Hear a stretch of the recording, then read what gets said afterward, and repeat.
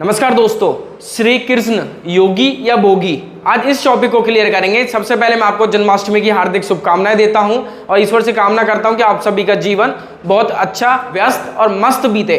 तो आइए क्लियर करते हैं कि श्री कृष्ण योगी थे या भोगी थे। तो सबसे पहले मैं आपको ये भी दिला देना चाहता हूं कि जब भी हम श्री कृष्ण का नाम लेते हैं तो तीन चीजें हमारे मन में आती हैं। सबसे पहले माखन चोर, यानी कि लड़कियों गोपियों के साथ रास रचाने वाले। तीसरा, बांसुरी बजाने वाले। उनके अलावा मेरे अनुसार अभी आज के डेट में मेरे जो आसपास के लोग हैं वो किसी और चीज में श्री कृष्ण को याद ही नहीं करते। ये सरासर गलत है और ये इनमें जो बताई गई जो बातें हैं वो भी कहीं ना कहीं पूर्ण रूप से सत्य नहीं है। तो आइए आज हम इसको क्लियर करते हैं। जो श्री कृष्ण थे उनका आप जीवन उठा के देखिए। यदि आपने वास्तव में उनकी जो पूर्ण रूप से बिल्कुल सत्य जो घटना है उनको अगर पढ़ा है, उनका परिचय पढ़ा है, तो आप जानेंगे कि श्री कृष्ण कितने बड़े योगी थे, वो भोगी नहीं थे।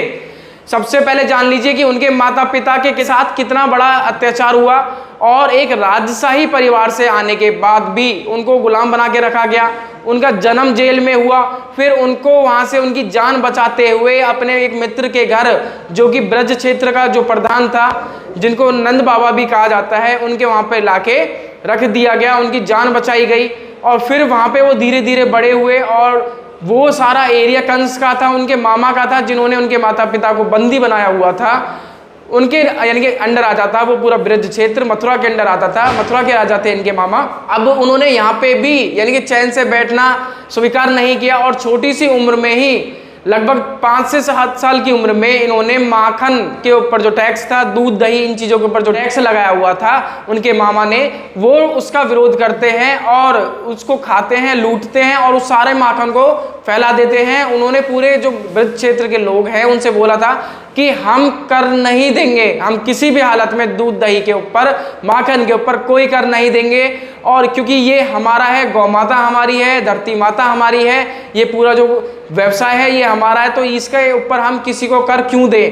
तो उन्होंने जो विरोध किया था वो कर का किया था, ना कि उन्होंने माखन को यहाँ पे चुराया था। इस चीज को हम सबसे पहले जान ले। आज से हम उनको माखन चोर कहना बंद करेंगे और उनका आदर करना शुरू करेंगे।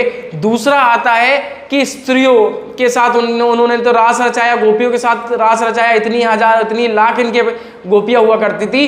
तो मैं आपको क्लियर कर देता हूं कि जो ये हमारा वृंदावन है, यहाँ पे इनकी गोपियों की रास की जो बातें बताई जाती हैं, उन्होंने रास रचाया, डांस किया, ये बांसुरी बजाई और राधा जी के प्रेम में ही रहे पूरी जिंदगी, ऐसा कुछ भी नहीं है। 16 साल की उम्र में उन्होंने राधा जी को और जितनी भी गोपियां थी उनको अलविदा बोल दिया और हमेशा हमेशा के लिए यहाँ से वृंदावन को छोड़ के वो अपने जीवन में आगे आध्यात्म और राजनीति को यानी देखते हुए उनको आगे फैलाने के लिए और राजनीति और अध्यात्म को मिलाने के लिए, इन दोनों को आगे बढ़ाने के लिए, देश की जो शक्ति है उसको बढ़ाने के लिए से निकल गए थे वृंदावन से। तो आप ये देखिए कि 16 वर्ष की उम्र तक व्यक्ति कितना रास रचा सकता है, जिसको अच्छे से अपना होश ना हो, जो व्यक्ति पूर्ण रूप से विकसित ना हो, या फिर जिसके अंदर भी उन्होंने कुछ जो विरोध किए थे, जो कर का जो मैंने बताया था आपको, उसका भी जो उन्होंने विरोध किया था, तो क्या उस व्यक्ति को रास रचाने का समय मिलेगा। और जैसे ही 16 साल के हो, उन्होंने अपनी बांसुरी और वो पूरा वृंदावन और गोपियां सब वहीं छोड़ दी। फिर उन्होंने 21 साल की उम्र तक लगभग 5 साल घोर तपस्या करी और ब्रह्मचर्य का पालन किया। फिर उसके बाद वो निकल गए आगे अपने राजनीतिक जीवन पे, जहां पर उन्होंने राजनीति में बड़े बड़े जो राजा थे, महाराजा थे, जो यानी कि भारत देश में जहां जहां राजा थे उनको आध्यात्म से जोड़ने का काम उन्होंने शुरू कर दिया था और जो छोटे मोटे राजा थे उनको आध्यात्म के प्रति यानी सजग करना शुरू किया। फिर धीरे धीरे उन्होंने देखा कि राजनीति के द्वारा ही हम आध्यात्म को, अपने इस सनातन धर्म को लोगों तक पहुंचा सकते हैं। सबसे बड़ा जो तरीका है वो है सत्ता। सत्ता से यदि हम कोई भी चीज करते हैं वो बहुत जल्दी लोगों तक पहुंचती है। वो उन्होंने छोटी सी उम्र में जान लिया। फिर इसी को देखते हुए उन्होंने उनके विचार बदलने शुरू कर दिए राजा महाराजाओं के। अब हुआ क्या कि धीरे धीरे, क्योंकि राजशाही परिवार से थे तो उनका जो पूरा जो रिश्तेदारी थी वो सब राजशाही थी और एंड में जाके उन्होंने जो ये शुरू किया था काम, ये एक बहुत बड़े विनाश की तरफ बढ़ गया। इसको हम महाभारत युद्ध के नाम से भी जानते हैं, महाभारत काल के रूप में भी जानते हैं कि जो महाभारत का युद्ध हुआ वो इतना विशाल युद्ध हुआ कि भारत देश के अंदर कि जिसमें अलग अलग देशों से लोग आए थे, अलग अलग बड़े बड़े राजा महाराजाओं ने भाग लिया था, करोड़ों की संख्या में ये लोग इकट्ठे हुए थे, जिस युद्ध के अंदर पुरुष समाज की 3 पीढ़ियां जड़ से समाप्त हो गई।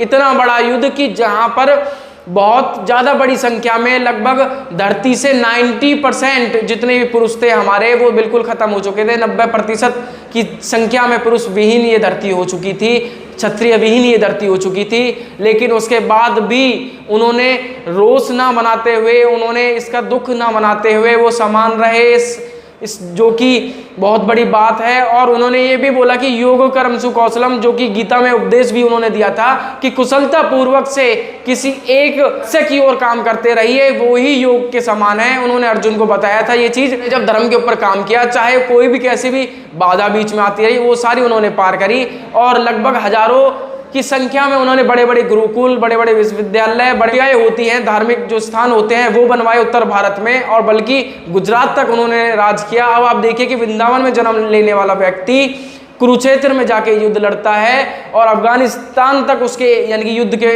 जो अवशेष हैं वो पाए जाते हैं। और फिर वो वहाँ से जाके, तब भी यहाँ से सब चीज़ छोड़ के गुजरात में जाके, द्वारका में जाके अपनी नगरी बसाते हैं, और वहाँ एक अपना बहुत बड़ा राज्य स्थापित करते हैं, और आसपास के पूरे आर्यव्रत में वो अपने नाम का डंका पुजवाते हैं। तो सोचे कि वो कितने विशाल क्षत्रिय रहे होंगे, कितने विशाल राजा रहे होंगे, और उनकी सोच कितनी विशाल रही होगी। लेकिन हमको क्या कि हमें तो सिर्फ श्री कृष्ण को चोर दिखाना है, श्री कृष्ण को बांसुरी बजाने वाला एक ग्वाला दिखाना है, हमें तो श्री कृष्ण को महिलाओं के साथ मजे लेने वाला दिखाना है। पर हमें श्री कृष्ण को एक धर्म के प्रति लड़ने वाला सजग व्यक्ति नहीं दिखाना, उनको एक अच्छा क्षत्रिय नहीं दिखाना, एक अच्छा राजा नहीं दिखाना, एक अच्छा पुत्र नहीं दिखाना, अच्छा भाई नहीं दिखाना, अच्छा पिता नहीं दिखाना, और अच्छा पति, अच्छा प्रेमी नहीं दिखाना।